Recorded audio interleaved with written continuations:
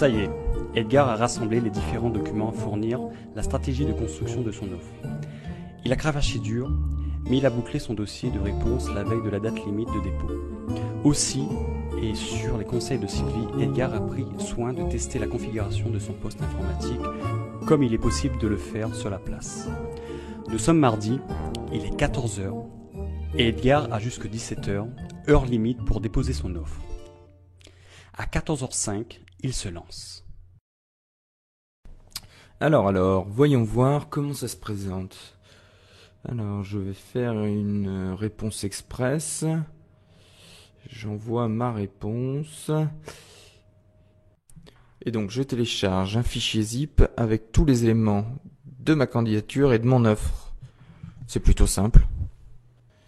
Je reconnais avoir pris connaissance des conditions d'utilisation. Et j'envoie. Il semble que je doive attendre encore. Pendant qu'Edgar finit le dépôt de son offre, je vous propose de revenir sur les bonnes pratiques et les erreurs à ne pas commettre à ce stade. Pensez à tester la configuration de votre poste quelques jours avant le dépôt. Si vous rencontrez des soucis, contactez la hotline.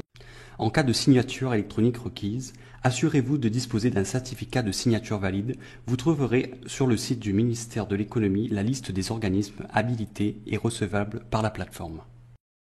Aussi, toutes ces informations et plus encore sont disponibles au sein des fiches pratiques sur cci.fr.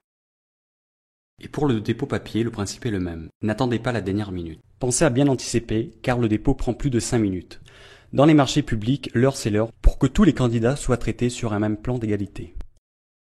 Je crois savoir qu'Edgar a terminé. Rejoignons-le. Alors, j'ai reçu mon accusé-réception de dépôt par email. Je vais peut-être téléphoner à Sylvie pour m'informer sur la suite du processus.